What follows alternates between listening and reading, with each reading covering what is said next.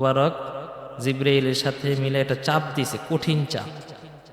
এত প্রেসার, এত শক্ত মজবুত প্রেসার নিয়ে একটা চাপ দিছে, নবীজি জ্বর আইসা পড়ছে।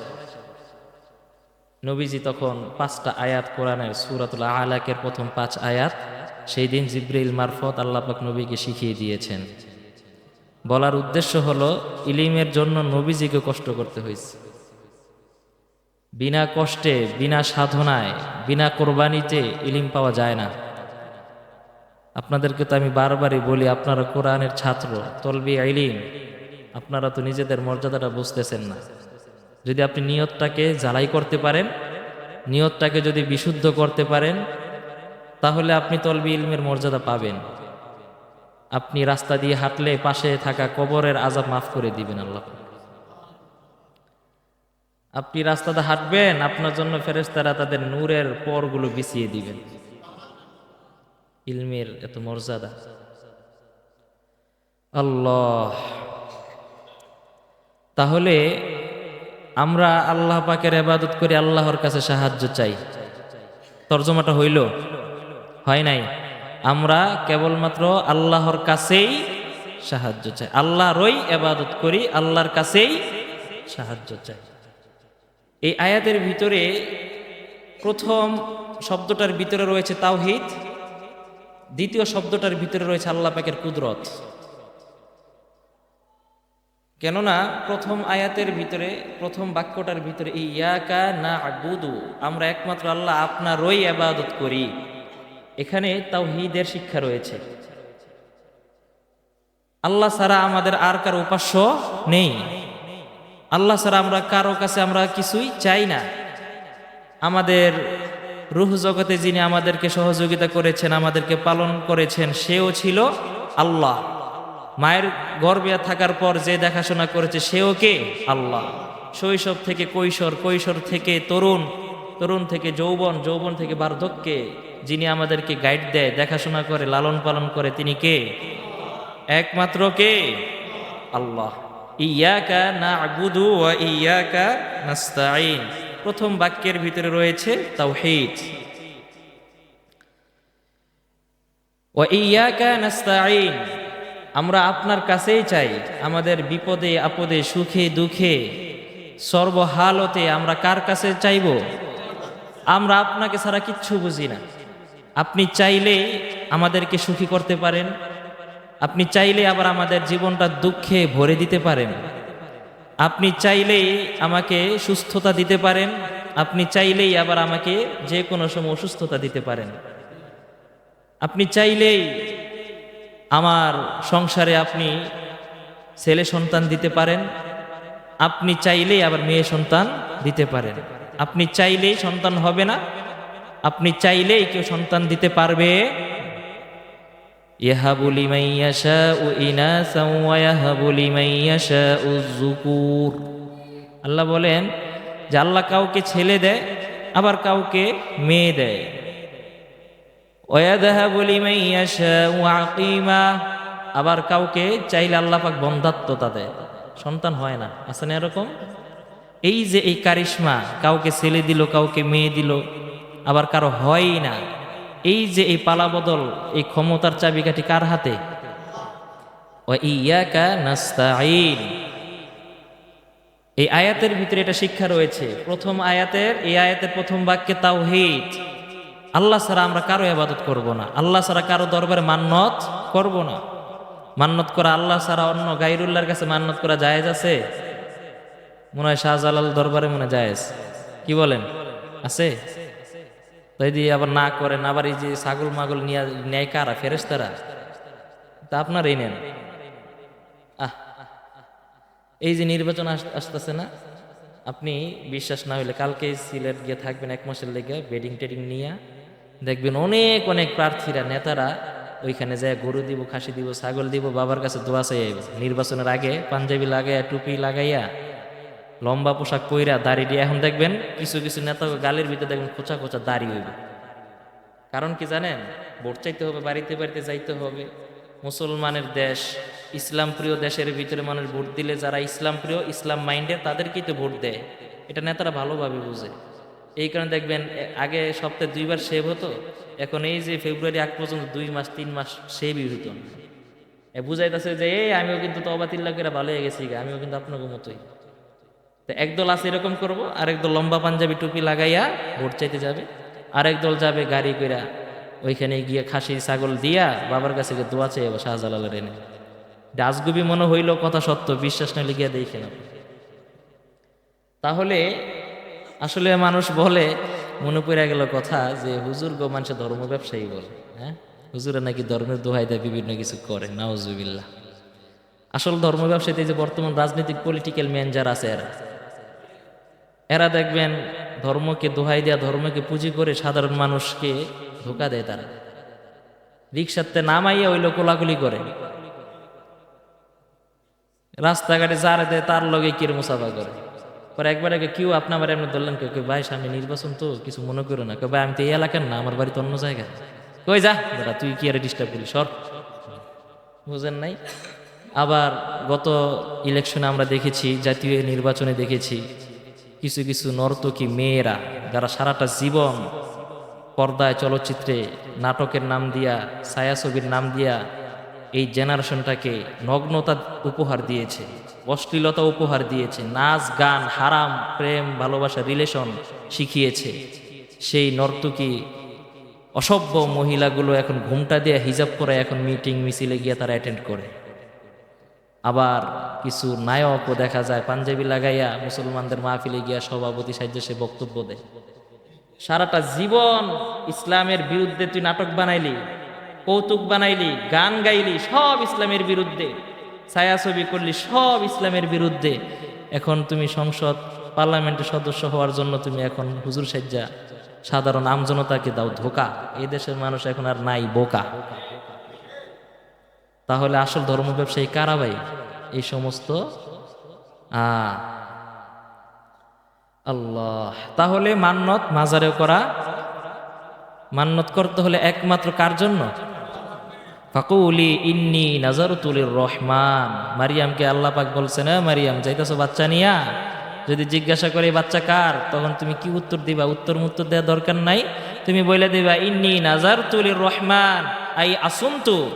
তুমি বলবা যে আজকে আমি রহমানের জন্য, দয়াময় রহমানের জন্য মান্নতের রোজা রাখছি। সুবহানাল্লাহ পড়েন। তাহলে মান্নত হবে, রোজা হোক আর খাসি হোক, দান সাদাকা হোক, যত কিছুরই মান্নত হোক, কার জন্য হবে? আগে দেখতাম ওই যে মীরাপাড়া যাইতো মানুষে মুরগি লইয়া, ছোটবেলায় দেখতাম, এখনো যায়। ইস, দেশি মুরগির প্রথম ডিমটা লইয়া যায় এই জায়গায়। জামাই কয় কিরে কই যাস? কয় যাইতাছি হেন। কি আরে গাছ গামগো মুরগি পয়লা ডিমটা দিছে, এটা লইয়া যাবো।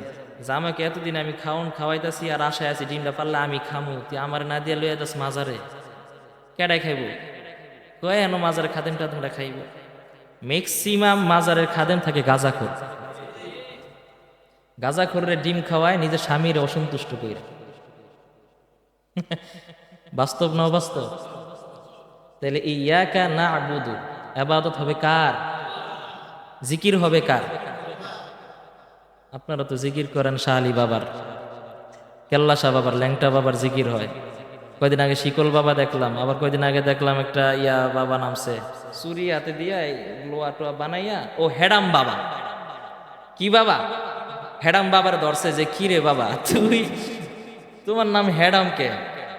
কয় এই পৃথিবীতে আমি কাউকে ভয় করি না, আল্লাহরও আমি মাঝে মাঝে ভয় করি না, আমার হেডামে দুনিয়া চলে, এই জন্য নাম দিছে হেডাম বাবা। কি বাবা? হেডাম বাবা। চাঁদপুর ইয়াকা না'বুদু, এটার ভিতর তাওহীদ আছে, শিরিক থেকে মুক্তি ঘোষণা আল্লাহ পাক শিখিয়ে দিলেন যে বান্দা ইবাদত তো করবা, জীবন নামক হায়াত নামক এই সফরে যখন তুমি পাড়ি দিবা, শুরুতেই তুমি তোমার ইমানটাকে জ্বালাই করে নাও। ইয়াকা না'বুদু, কোনো পীরের, কোনো বাবার, কোনো মাজারের ইবাদত হবে না, ইবাদত হবে একমাত্র কার?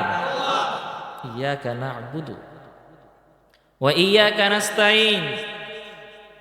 তোমার বাচ্চা হয় না, বিয়ে করছো 4 বছর 5 বছর, তুমি কারো কাছে যাইও না আংটির লেগা, কোনো তদবিরের জন্য যাইও না।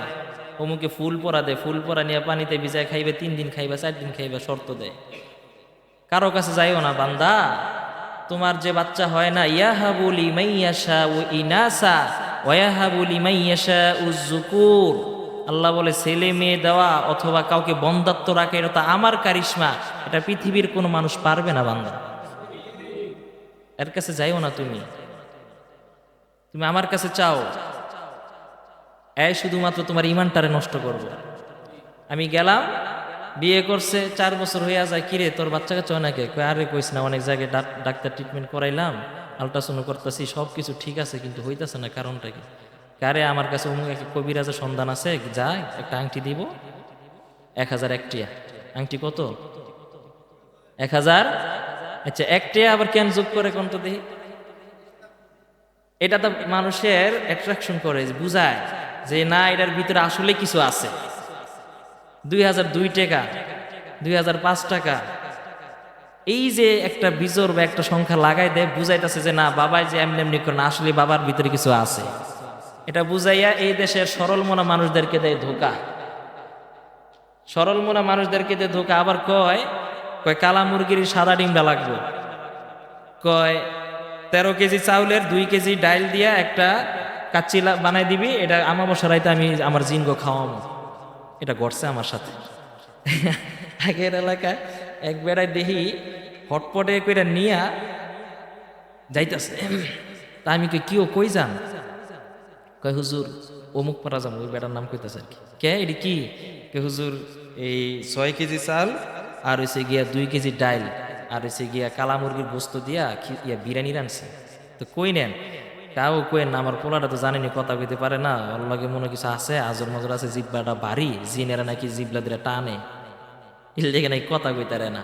মানে এই জিনে গো আজকে ভোগ দিতে হইব, খাওয়াইতে হবে, এই জিনেরা এটা চাইছে।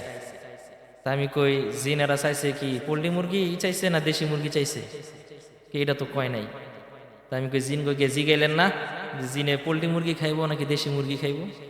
না, আমার হ্যাঁ কইছে 6 কেজি চাল 2 কেজি ডাল আর হয়েছে গিয়া মুরগির গোস্ত দিয়া বিরিয়ানি রাইন্দা লইয়া যাইতে। তাই এটা কি করবো? ওই জিনেকে খাওয়াইবো, পরে জিনে নাকি জিবটা ছাড়বো। আচ্ছা, জিনের জীবন শুনছেন বিরিয়ানি খায়? তো ঠিক আছে যান, আরে পাঠাই দিয়া আমি আবার 2 জন নিয়ে আমরা আবার পিছিয়ে পিছিয়ে গেছি। এই সময়টা এরকমই ছিল আসার পর। তো মাঝখান্দা এই প্রতারকে টাকাও পাইলো, বিরিয়ানিও পাইলো, টাকা নিচে 16,000 টাকা।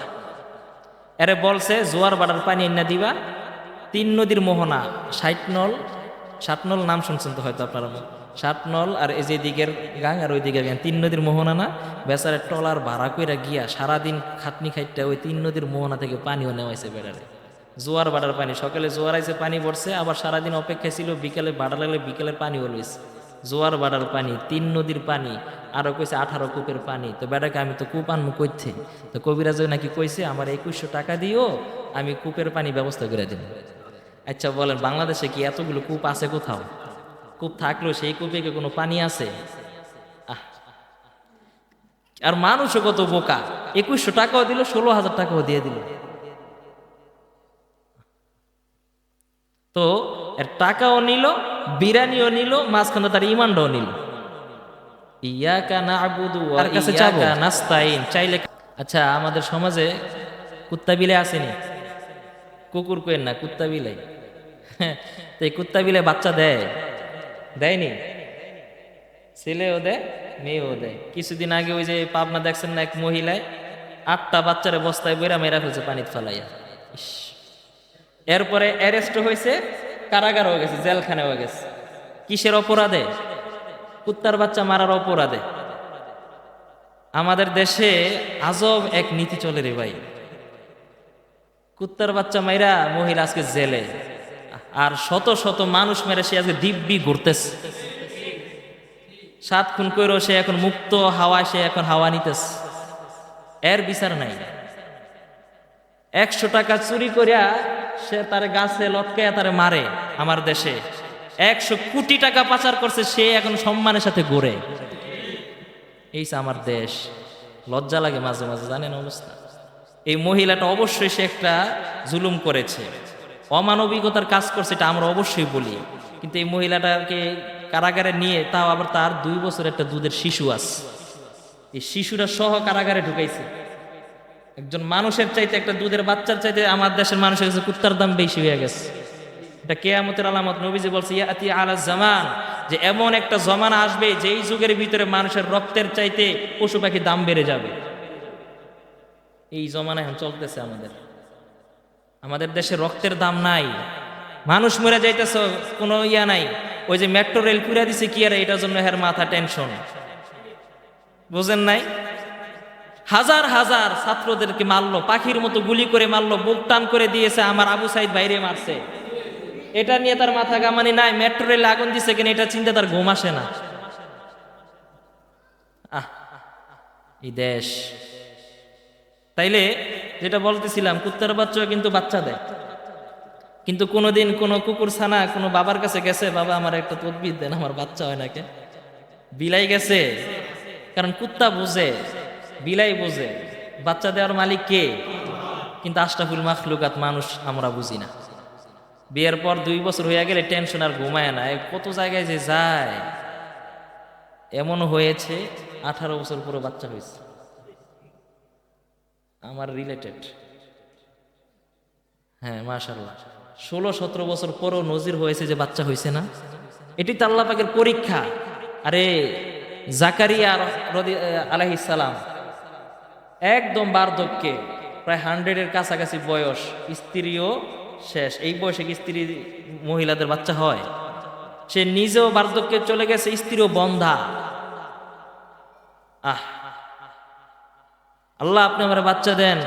আলাম আকু বিদুআইকা রব্বি শাকিয়া, আল্লাহ আপনার কাছে তো দোয়া করে আমি আজ পর্যন্ত কোনোদিন হতাশ হই নাই, আপনি আমাকে একটা ওয়ারিস দেন, আমি মরে যাওয়ার পর আমার এই বংশের প্রদীপ কি একজন দেন। আল্লাহ পাক তার দোয়া কবুল করছে। তো দোয়া কেমন ভাবে কবুল করছে, আল্লাহ পাক এমন সন্তান দিল। সন্তান তো দিছেনি, সন্তান নাম সহ আল্লাহ পাক রাইখা দিস, ইয়া ইয়াহইয়া ফুজিল কিতাব, ইয়া ইয়াহইয়া ফুজিল কিতাবা বিকুওয়া। আল্লাহ বলেন আমি জাকারিয়ার দোয়া কবুল করে আমি তার জন্য ইয়াহইয়াকে দিয়ে দিলাম। এবং কেমন, ওয়ালাম ইয়াজআলনি জাব্বারান শাকিয়্যা, এমন সন্তান দিল যেই সন্তান আত্ম অহমিকা করবে না এবং যেই সন্তান বিদ্রোহ করবে না, এরকম বাধ্যগত আনুগত্যশীল এক সুসন্তান আল্লাহ পাক জাকারিয়া আলাইহিস সালামকে দিলেন। পয়গম্বর ইব্রাহিম আলাইহিস সালাম 99 বছর, কোন বর্ণনা আছে 90, কোন বর্ণনা 99, এই 90 থেকে 100 এর মাঝামাঝি তার বয়স। এমত অবস্থা আল্লাহর কাছে দোয়া গেছে, রব্বি হাবলি মিনাস সলিহিন, রব্বি হাবলি মিনাস সলিহিন ফাবাশশারনাহু বিগুলামিন হালিম। আল্লাহ আপনি আমারে এতদিন তো বাচ্চা দেন নাই, হাবলি আপনি আমাকে দেন মিনাস সলিহিন, নেককার সন্তান দেন।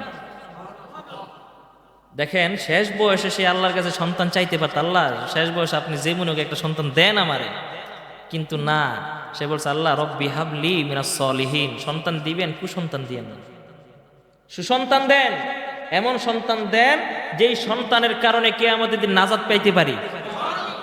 এমন সন্তান দিয়েন না যেই সন্তানের জন্য পৃথিবীর বুকেও লাঞ্ছনা, পৃথিবীর বুকেও বঞ্চনা এবং মৃত্যুর পরও কাঠগড়ায় দাঁড়াতে হবে, এমন সন্তান চাই না আল্লাহ। ফাবাশশারনাহু বিগুলামিন হালিম। আল্লাহ বলেন আমি ইব্রাহিমের দোয়া কবুল করে সহনশীল একজন ন্যায়পরায়ণ একজন সন্তান ইসমাইলকে দিয়ে দিলাম। তাহলে আল্লাহ পাক বার্ধক্যে বন্ধাত্ব স্ত্রীর গর্ভে যে আল্লাহ সন্তান দিতে পারে, ওই আল্লাহ মনে এখন নাই?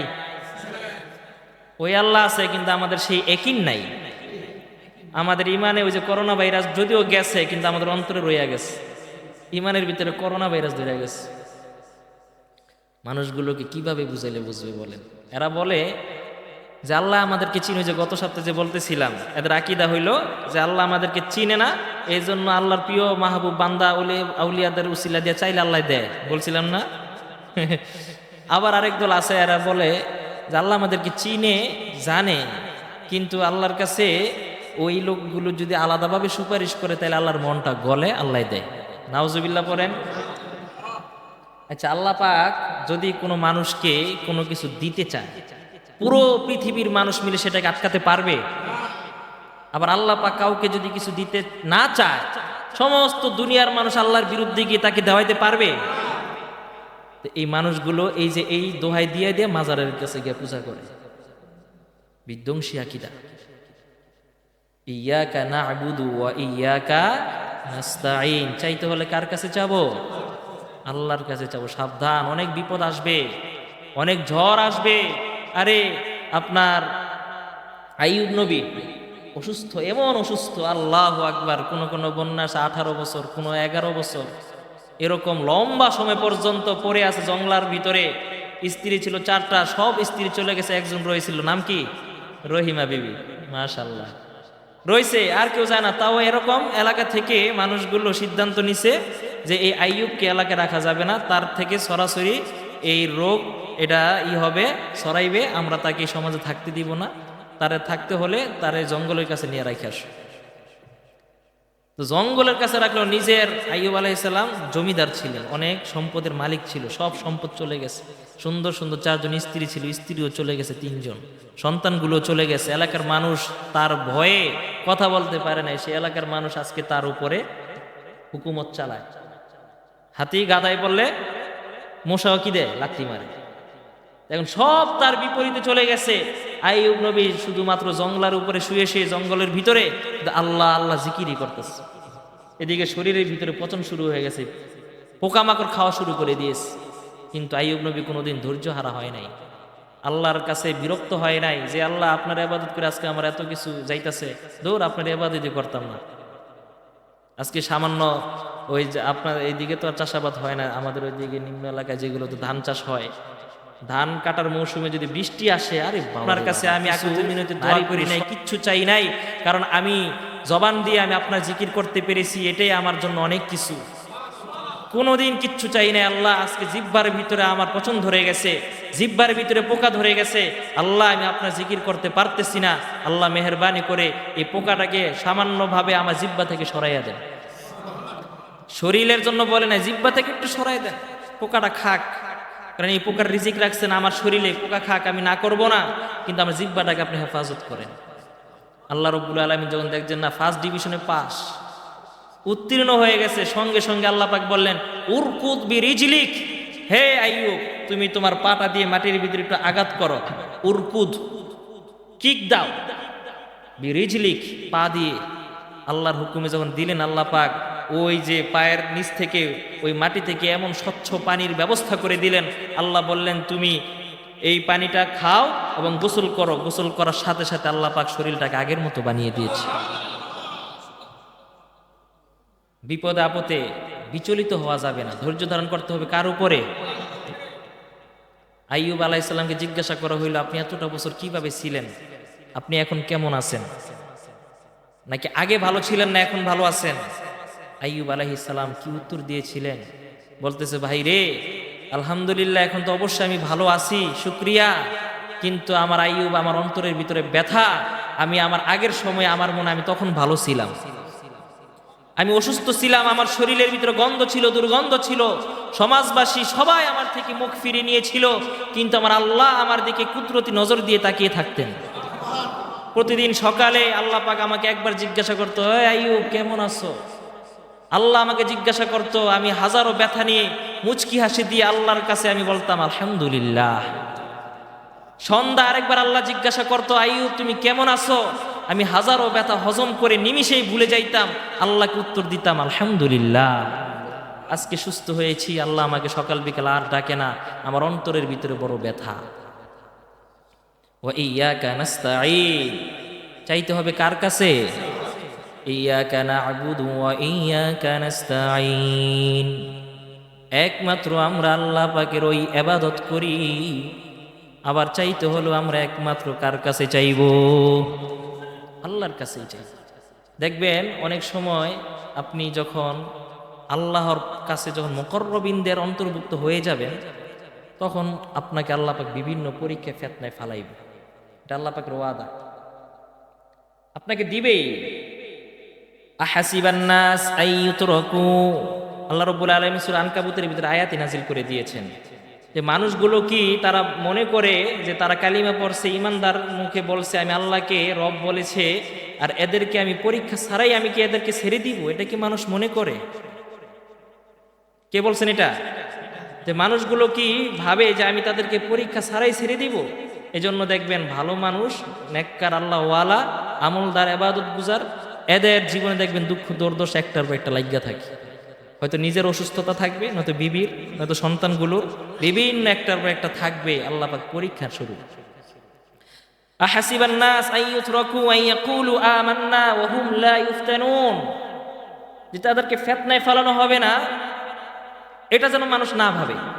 আহাসিবান নাস, যে মানুষ কি ধারণা করে, আইয়াকুলু আমান্না, যে মানুষগুলো বলেছে যে আমরা ইমানদার, ইমান এনেছি, আল্লাহর উপর আমরা ইমান আনলাম, এবং এটা সে বলেছে, বলার পরেও কি সে এটা মনে করে যে সে তাকে ফিতনায় ফেলানো হবে না? আল্লাহ পাক প্রশ্নবোধক প্রশ্ন ছুড়ে দিয়েছেন। আল্লাহ পাকের প্রশ্ন এটা নিশ্চিত, নিশ্চিতের অর্থ দেয়। অর্থাৎ মানুষগুলোকে যারা ইমানদার নিজেকে দাবি করে বা ইমান যারা এনেছে, এদেরকে অবশ্যই অবশ্যই দুনিয়াতে এদেরকে ফিতনায় ফেলানো হবে। ফিতনায় আপনাকে কম বেশি পড়তেই হবে, বিচলিত হওয়া যাবে না। ফিতনায় পড়েছেন, উদ্ধার করবে কে? এটা হচ্ছে ইমান। ফিতনায় পড়ার পর আপনি যদি যান, কিরে ঘরের ভিতরে আয় উন্নতি নাই কে, তো অনেক দোকানে পাটে বাড়ির ভিতরে দেখবেন কি কবচ টবচ লেখা ঝুলে রাখে, কিরে কি আরে, ঘরের ভিতরে আয় উন্নতি নাই। এই জন্য কোন বাবার থেকে আর থেকে আনে, আলেম ওলামা ওই দিলে একটা কথা ছিল, এরা হয়তো কোরআন হাদিস থেকে দিবে, কিন্তু এরা এমন এমন জায়গা থেকে আইন না লটকায়। অনেক জায়গা আবার কবিরাজগুলো হিন্দু থাকে, হিন্দুদের দেয়া এই মন্ত্র নকশা মকশা এগুলো লেখা ফটোস্টেট করে ঘরের ভিতরে ঝুলে রাখে। তখন ভরসাটা থাকে, বিশ্বাসটা থাকে ওই যে লটকানো ওই কাগজের উপরে। আল্লাহ বলে, কিরে তোরে যে আমি সাময়িকের জন্য যে একটু দিলাম, ধাক্কা দিলাম, লঘু শাস্তি আমি তোকে দিলাম, উদ্দেশ্য হলো তুই আরো বেশি বেশি করে আমি আল্লাহকে ডাকবি, তুই দেয়া না ভাই হিন্দু বাবার কাছে গিয়া ধর্ণা দিলি। আল্লাহ পাক নারাজ হয়। ওয়ালানুযীকান্নাহুম মিনাল আযাব, আল্লাহ রাব্বুল আলামিন বলেন, বান্দারে, যখন আমি যেই বান্দার উপরে খুশি হইয়া যাই, ওই বান্দার ছোটখাটো বিষয়গুলোকে, ছোট ছোট গুনাহগুলোর কারণে আমি ওই বান্দাকে সাথে সাথে পাকড়াও করি, এবং এর কারণে দুনিয়াতেই পার্থিব জগতেই আমি তাকে সামান্য শাস্তি দেই। ওয়ালা আযাবুল আখিরাতি আকবার, আল্লাহ বলে বড় শাস্তি হবে পরকালে। ওই পরকালের শাস্তি থেকে বাঁচার জন্য দুনিয়ায় আমি তাকে মৃদু শাস্তি দেই, সামান্য প্রহার করি, যাতে করে ওই বান্দাটা আমি আল্লাহর কাছে যেন প্রত্যাবর্তন করতে পারে, আমি আল্লাহর কাছে যেন ফিরে আসে। সামান্য একটু বিপদ দেই, অভাব দেই, হতাশাগ্রস্ত করি, চতুর্দিক থেকে মানুষগুলো তার থেকে মুখ ফিরিয়ে নিবে। এই সমস্যাটা আমি আল্লাহ পাক তৈরি করি, যাতে করে আমি আল্লাহর কার বেশি বেশি করে ডাকে। কিন্তু মানুষগুলো আজকে বিপদে হইলে আল্লাহরে ভুল্লা যায়। কেউ নামাজ আয় না দিয়ে কয়দিন ধরে দেখতেছি না আপনারা, কেউ হুজুর একটু যায় জামালায় আসি, পেরেশানিতে আসি হুজুর, এর লেগে আইতে পারি না, কয়দিন পরে নামাজে আমো। পেরেশানিতে আসি, পেরেশানি গেলে নামাজে আসবো। আচ্ছা বলেন তো, নামাজে আসলে দোয়া করলে পেরেশানি দূর করবে কে? এই যে দৌড়াদৌড়ি করতেছে জায়গায় জায়গায়, বিভিন্ন জায়গায় যে সে ধান্দা করতেছে, ওই লোকরা পারবে তার এই পেরেশানি দূর করতে? কিন্তু সে জায়গা না বুঝা অপাত্রে সে পানি ডালে। যেই আল্লাহ বলতেছে যে তুমি আর আমার কাছে আরো বেশি বেশি আসবা, এই কারণেই তো আমি তোমাকে সামান্য শাস্তি দিতেছি। তুমি আমি আল্লাহকে আসো, তওবা করো, তুমি ভালো হয়ে যাও, তোমার জন্য পুরো ওয়ালা ফাতাহনা আলাইহিম বারাকাতিম মিনাস সামা, আসমান জমিন থেকে সমস্ত বরকতের ভান্ডারগুলো তোমাকে খুলে দিব। লা ফাতাহনা আলাইহিম আবওয়াবাস সামা, আসমান থেকে রহমত এবং বরকতের বাড়ি দ্বারা তোমার উপরে বর্ষণ হবে। দেখবেন বাচ্চারা যখন ছোট থাকে, সামান্য একটু বোঝার বয়স যখন হয় 4-5 বছরের, অনেক আদরের থাকে, মা বাবার কাছে, দাদা দাদি, নানা নানির কাছে, সবার কাছে একটু মোটামুটি আদরের থাকে। তো অনেক সময় হয় কি, মা ও সন্তানকে টানে, বাবা ও সন্তানকে টানে, ঠিক না? তো রাতে শুয়ে আছে, সন্তানকে মা ও টানে, বাবা ও টানে। তো যখন দেখে, বাবা যখন দেখে কিরে ছেলে তো আমার কাছে আসে না, তখন বাবা কি কয়, ছেলের একটু কাছে পাওয়ার জন্য বাবা একটা কৌশল করে। কিভাবে? ছেলেকে বলে, যাও আমি তোমার কেউ না, তুমি আমার কেউ না, যাও আমি তোমার থাকি না, ধাক্কাদা ছেলেরে দূরে সরাই দেয়। এই যে ছেলেকে বাবা যে ধাক্কাদা দূরে সরাইলো, এটা কি দূরে যাওয়ার জন্য? মাশাআল্লাহ। যাতে করে এই বাচ্চাটা ধাক্কাটা পাওয়ার পর যেন বাচ্চাটা যেন বাবার বুকে গিয়ে জড়ায় ধরে, এই কারণে কিন্তু বাবা কি দিছে, ধাক্কাটা দিচ্ছে। কিন্তু সন্তান কিন্তু বাবার থেকে ধাক্কা খাওয়ার পর কিন্তু দূরে যায় না। সন্তান বোঝে যে বাবা ধাক্কা দিছে, এখন বাবাকে ধরা দরকার, বাবা অভিমান আছে, অভিমানটা ভাঙ্গাতে হবে। সন্তান কি করে, বাবাকে গিয়ে জড়াই ধরে। বাবা বলে আমি তো এটাই চাইছিলাম, আমি তো এটাই চাইছিলাম, যাতে তুই আমাকে ধর, আমার কাছে আয়। আল্লাহ রাব্বুল আলামিন বলে বান্দা ব্যবসায় সামান্য একটু লস দিয়ে দিলাম, চাকরিটা ক্যান্সেল করে দিলাম, এলাকার মানুষ আত্মীয় স্বজন তোর থেকে বিমুখ হয়ে যাবে, এটা সামান্য একটু ধাক্কা দিলাম যাতে করে তুই আমি আল্লাহকে কুদরতি পেয়ে ধরস, যাতে আমি আল্লাহর কুদরতি পেয়ে সিজদা দেস। কিন্তু আমাদের অবস্থা পুরোটাই উল্টো। আমরা এখন করি কি, বিপদে পড়লে আর আসিই না, আগে যাই একটু একটু আসে, বিপদে পড়লে আর খবরই থাকে না। হুজুর দোয়া করেন, সমস্যা গেলে আমু, সমস্যা গেলে সে আসবে, তার ইবাদতের লেগে আল্লাহ বসে রয়েছে। হ্যাঁ, তাহলে ওয়া ইয়াকা নাস্তাঈন, বিপদে বিচলিত হওয়া যাবে না। পয়গম্বর মূসা আলাইহিস সালাম আল্লাহ পাকের নির্দেশে যখন রাত্রিবেলা যখন তার কওমদেরকে নিয়ে 40 জন লোকদেরকে নিয়ে যখন এই মিশর ত্যাগ করার যখন আদেশ পাইল, রাত্রিবেলায় তার কওমদেরকে নিয়ে মূসা নবী দৌড় মারছে, যাইতেছে। রাত্রিবেলা আবার ফেরাউনের রাজপ্রাসাদে খবর হইয়া গেছে যে মূসা তো আজকে ভাগতাস, পালাইছে, পালাইছে রে পালাইছে। এই ফেরাউনের খবর হয়ে গেছে, সাথে সাথে ফেরাউন শত শত সৈন্যবল নিয়া, ঘোড়া মোড়া নিয়া, অস্ত্র শস্ত্র নিয়া এই মূসা নবীর পিছনে করছে ধাওয়া। আর বনি ইসরায়েলি লোকের এত ঘাড়তেরা, এদের ইতিহাস আসবে সামনে ইনশাল্লাহ। তো এরা যাইতেছে আর মূসা নবীরে কয়, কিও আপনার নিতেছেন এত রাত করে, আরামের ঘুমটা দিছিলাম, কইলে জানা আমাকে। কয় তোমরা যে আল্লাহর উপরে যে ইমান আনছো কয়দিন আগে, ওই আল্লাহ আমারে বলছে তোমাদেরকে নিয়ে যাইতে ওই জায়গায়, সিনা উপত্যকায় যেতে বলছেন, ওইখানে আমরা চলো যাব। এরা যায় আর খালি সন্দেহ যে মূসা কই নিয়ে না জানে আবার মাইরা টেরা লায়। বনি ইসরাইল কত গাড়, যাইতেছে যাইতেছে পিছন থেকে ফেরাউনের লোক বলে আবার দাওয়া করছে। সামনে যাইতে যাইতে সামনে গিয়ে দেয় মূসা নবী এবং তার উম্মতরা গিয়ে দেখে সামনে বিশাল বড় দরিয়া, নীলনদ সামনে। এবার ওই মূসা নবীর 40 জন অনুসারী, এরা চোখ ডলতে ডলতে এবার কেতেছে, এই মূসা তোমার আগে কইছিলাম মিয়া কাঁচা গুন্ডা বাইঙ্গ না, কাঁচা ঘুম বাইঙ্গাল লই আইছো, এই যে সামনে অনেক নদী, পিছনে ফেরাউনের দল, এখন জামু কই? সামনে নদী, পিছনে ফেরাউন, কোথায় যাব মূসা? পয়গম্বর মূসা কয় বিচলিত হইও না, লা তাহজান ইন্নাল্লাহা মাআনা। সুবহানাল্লাহ বলেন। ভয় পেও না, ভগ্ন হৃদয় হইও না, হৃদয় ভেঙ্গো না, আস্থা রাখো যে আল্লাহর উপর ঈমান এনেছো, যে আল্লাহর নির্দেশে বের হয়েছি, আল্লাহু, ওই আল্লাহ আমাদেরকে এখান থেকে পরিত্রাণের ব্যবস্থা করে দিবেন। মূসা নবী যখন এমন কঠিন সিচুয়েশন, পিঠ দেয়ালে ঠেকে গেছে, সামনে নদী, পিছনে ফেরাউন, ফেরাউন তো হাসি দিতেছে, দাঁত ব্যাটকাইয়া বাইর করে, সবাই যে পাইয়ালাইছি, দৈরালাম, খাইয়ালাম, সিরালাম, আজ কি হবে খেলা। ফেরাউন তো মনে করেন পুরা খুশি, মনে হয় যে আদার পাইছি, খামু এখন, এমন অবস্থা। কিন্তু মূসা নবী ভয় পায় নাই, আল্লাহর উপরে ভরসা রেখে যখন ইমানের পরিচয় যখন দিলেন, আল্লাহ রাব্বুল আলামিন বলেন, এ মূসা ওমা তিলকা বিয়ামিনিকা ইয়া মূসা, আরে মূসা তোমার হাতের যে দেয়া যে লাঠিটা শ্বশুরে যে দিছে, এটা দিয়ে যে কেবলমাত্র সাপ হয় তা না, এটা দিয়ে তুমি পানির ভিতরে আঘাত করো, আমি আল্লাহ রাব্বুল আলামিন রাস্তা ব্যবস্থা করে দিব। এটা দিয়ে শুধুমাত্র সাপ হয় তা নয়, তুমি এখানে আঘাত করো, এখান থেকে আমি বের করে রাস্তা করে দেবো। তাফসীরের ভিতরে আসছে যখন আঘাত করছেন, পানিগুলো ডিভাইডেড হয়ে গিয়ে মাঝখান থেকে একটা সুন্দর কার্পেটিং রাস্তা হয়ে গেছে। না আপনারা তো সুবহানাল্লাহ কোন, বনি ইসরাইল কইতেছে ইন্না লিল্লাহ, বনি ইসরাইল কইতেছে, এ মূসা আমরা 12 গোত্রের লোক আছে এখানে, তুমি একটা রাস্তা করে দিছো, সবগুলো মানুষ এখান দিয়ে এক রাস্তাতে আমরা যাওয়া সম্ভব না। কোন জীবন জান বাঁচে না, রাস্তা করছে। এখন এরা কইতেছে আমাদের এক রাস্তাতে সব মানুষ আমরা যাইতে পারতাম না। মানুষ কয়জন? 40 জন, 12 গোত্রের মানুষ মোট 40 জন আইছে, এক রাস্তাতে নাকি এরা যাইতে পারবো না। কতটা গাড়া, তাও আবার এই যে জীবন মরণের অবস্থা। তো মূসা নবী কয় কি করতে হবে, আমাদের 12 গোত্রের জন্য আলাদা আলাদা 12টা রাস্তা করতে হবে। আল্লাহ রাব্বুল আলামিন কয়, মূসা কি আর করবা, এই গাউরা উম্মত লিয়া ঠেকছো, ঠিক আছে যাও, আমি আল্লাহ রাব্বুল আলামিন 12টা রাস্তাই খুলে দিলাম। এবার বনি ইসরাইল কয়, এই মূসা এই 12 রাস্তা দিয়ে যামু, আমার ওই গোত্রের লোকের এন্দা যাইবা, আমরা এন্দা যামু, কে কোন দিক গেল না গেল এটা আমরা দেখমু কেমনি। এটা দেখবো কেমনে? এমন হইতে পারে তার ওই রাস্তা দিকে হারা যেতে পারে, মরে যেতে পারে। তো কি করতে হবে? আমাদের পুরা রাস্তাগুলো তুমি থাই গ্লাস সিস্টেম করে দাও।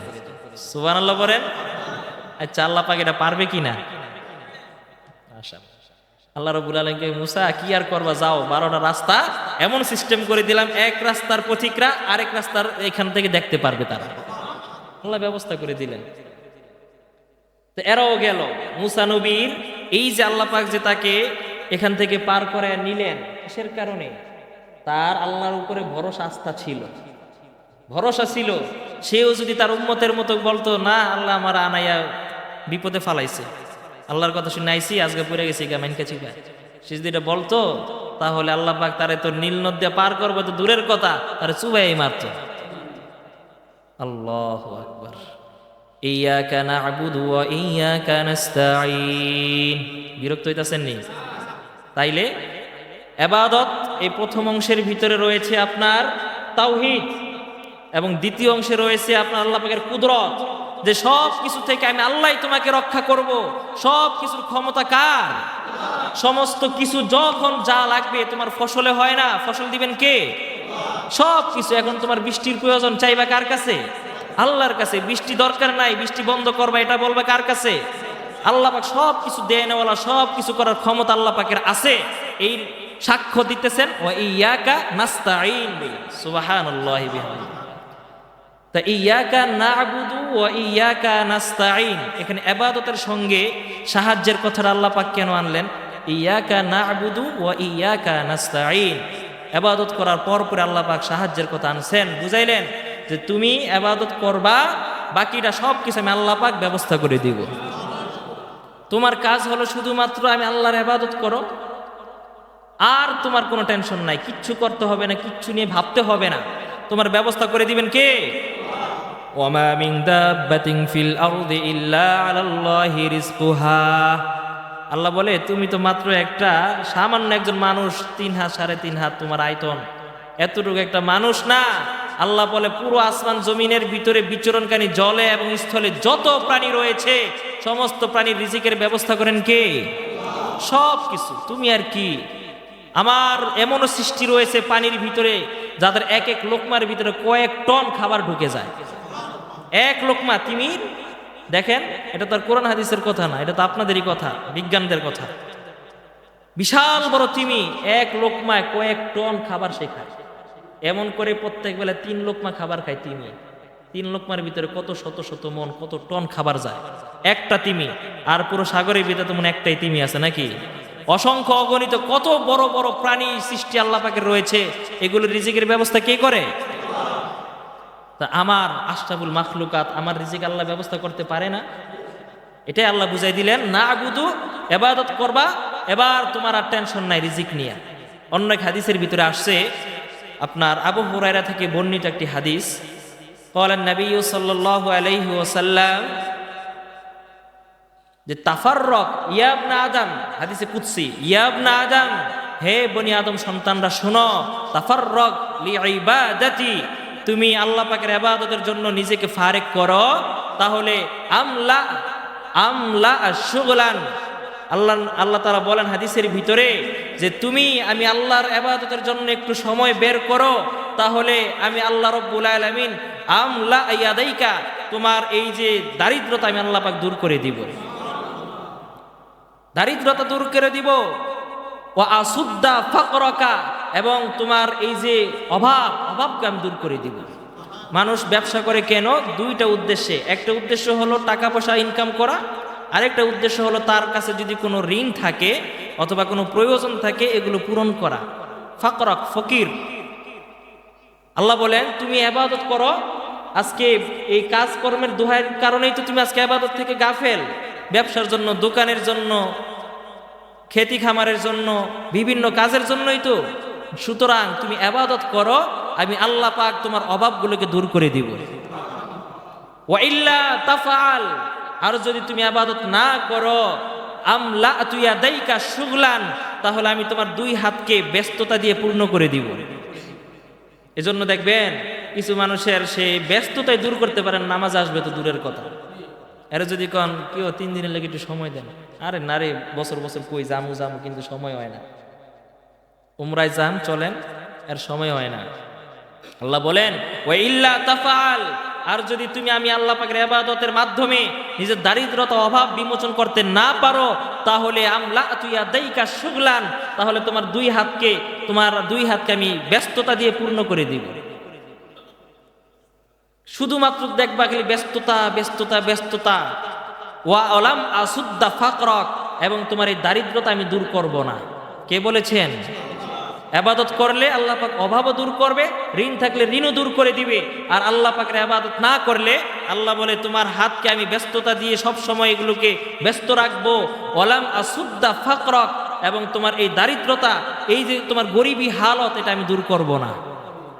তাহলে ইবাদত তো করি না আমরা, কেন করি না? কাজকর্মের দোহাই দিয়া। কিন্তু ইবাদত করলে কাজের ভিতরে বরকত দিবেন কে? দারিদ্রতা দূর করবেন কে? বুঝে আসছে ভাই? ঈমান আছে তো? আল্লাহ পাকের কথা সত্য না মিথ্যা? কিন্তু আমাদের ঈমানটা নাই। আমাদের ঈমান কচু পাতার পানির মতো, কিছুর থেকে কিছু হলে ঈমান হারা হয়ে যায় আমরা। এ কারণে আজকে আমরা নামাজ পড়ার পরেও নামাজের বেনিফিট আমরা পাই না। ইবাদতের যে ওয়াদা আল্লাহ পাকের দেওয়া, সেগুলো আমরা পাইতেছি না।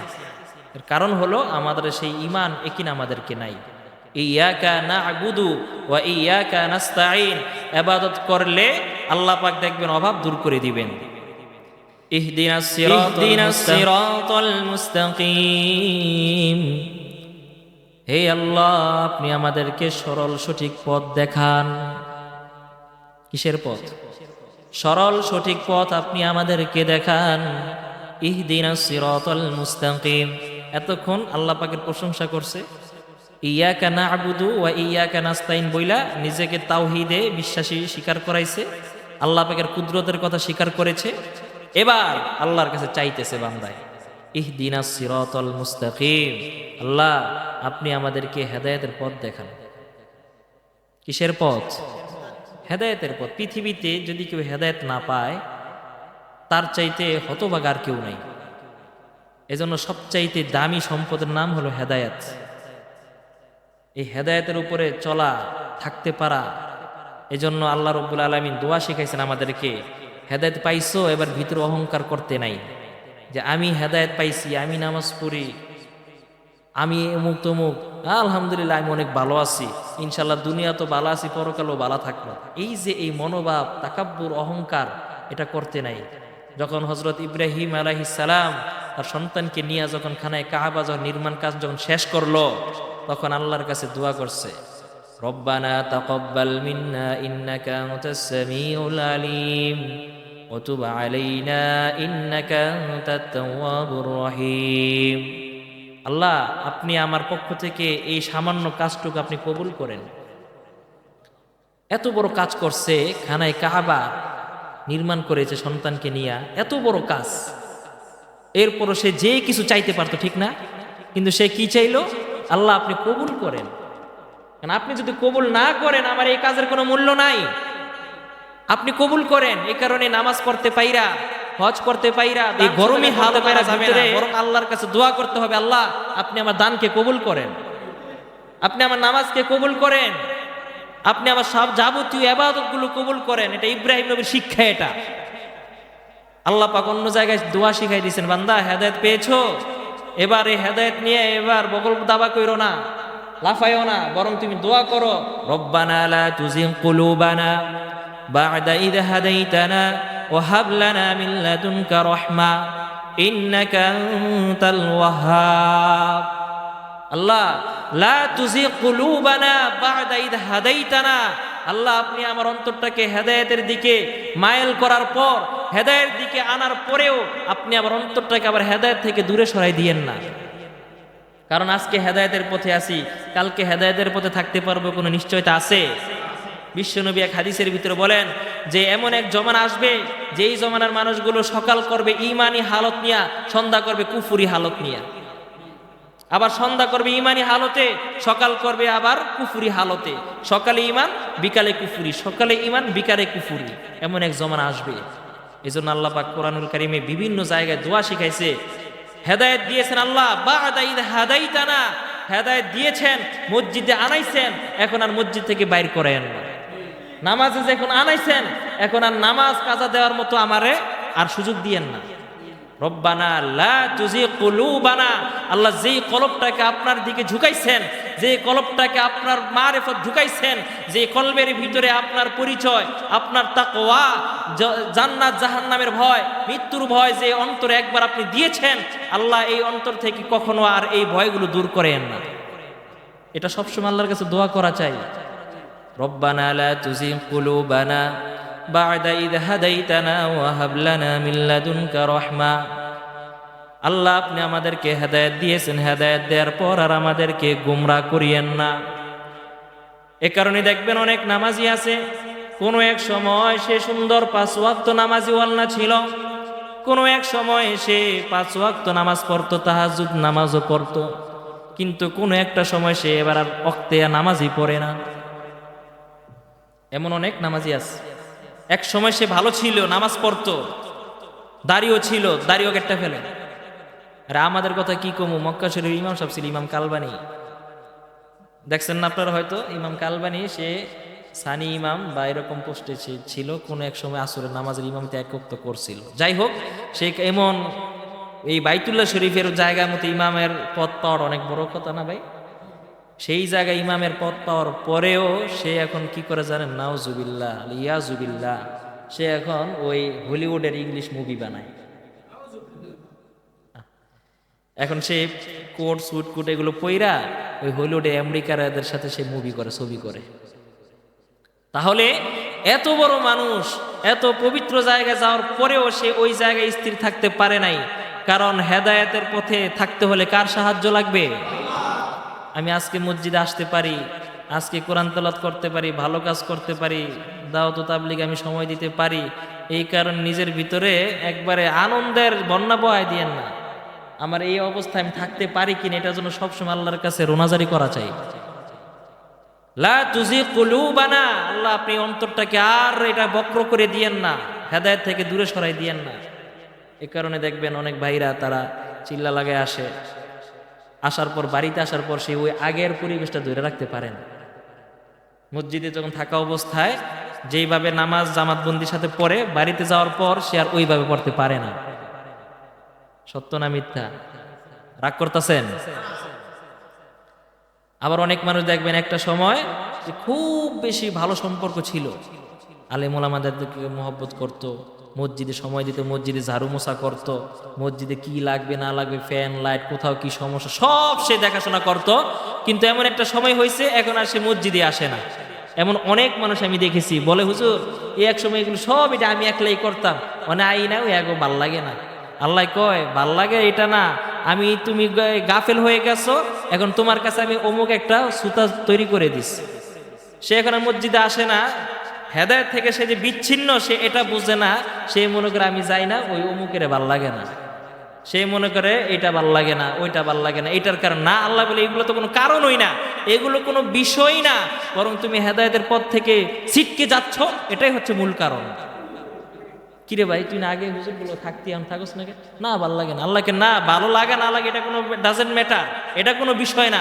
বিষয় হলো তুমি আগে হেদায়েতের উপরে ছিলা, এখন হেদায়েতের উপরে নাই, এখন নাই। এজন্য দোয়া করতে হবে আল্লাহর কাছে, আল্লাহ আপনি আমাদেরকে হেদায়েতের উপরে রাখেন। আল্লাহ আজকে যেমন হেদায়েত দিয়েছেন, এই হেদায়েত নিয়ে যেন মরতে পারি।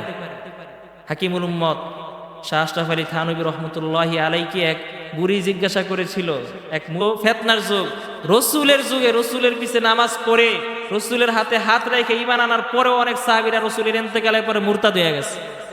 জানেন না আপনারা? অনেক সাহাবী রসুলের ওফাতের পর তারা মুরতাদ হয়ে গেছে, ইসলাম থেকে বাইর হয়ে গেছে। এর ভিতরে একজন আছে রসুলের জয়নাব বিনতে জাহাশ রাদিয়াল্লাহু তাআলা আনহা, রসুলের স্ত্রী ছিল। এই জয়নাব বিনতে জাহাশ রাদিয়াল্লাহু তাআলা আনহার মেজো ভাই উবাইদুল্লাহ, এই লোকটা রসুলের হাতে হাত রেখা কালিমা পড়ার পর মুসলমান হয়েছে। হওয়ার পরও সে সিরিয়ার দিকে যখন হিজরত করে গেল, ওই সিরিয়া হিজরত করে যাওয়ার পর রোমান বাহিনী ইটালিয়ান খ্রিস্টানদের হাতে হাত রেখে খ্রিস্টান হয়ে গেছে।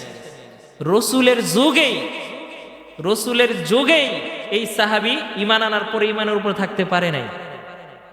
কারণ ঈমান থাকা কি এটা আমার শক্তির বলে হয়? এটা কোনো মানুষ গ্যারান্টি দিতে পারবে না যে আমি শতভাগ হেদায়েতের উপরে আছি এবং থাকবো, এটা কেউ বলতে পারবে না। রসুলের ওফাতের পর তো অসংখ্য সাহাবী তারা হেদায়েত তো দূরের কথা ঈমানই হারাই ফেলছে।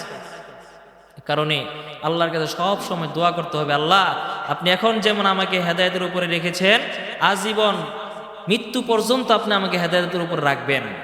নবীজি দোয়া করতেন, ইয়া মুসাররিফাল কুলুব সাররিফ কলবি আলা তুআতিক। হে আল্লাহ, আপনি তো আমাদের অন্তরকে ঘুরনেওয়ালা, ঘুরানোকারী, পরিচালনাকারী। মুসাররিফাল কুলুব, নবীজি বলেন যে আল্লাহ পাকের এই দুই আঙ্গুলের মাঝখানে সমস্ত মানুষের কলবগুলো আছে। এই দুই আঙ্গুলের মাঝে সমস্ত মানুষের কলব, হার্ট, অন্তরগুলো আল্লাহ রাব্বুল আলামিন কয় আঙ্গুলের মাঝে? হাদিসের কথা, বুখারী মুসলিমের হাদিস। দুই আঙ্গুলের মাঝে আল্লাহ রাব্বুল আলামিন, ইয়া মুসাররিফাল কুলুব সাররিফ কলবি আলা তুআতিক।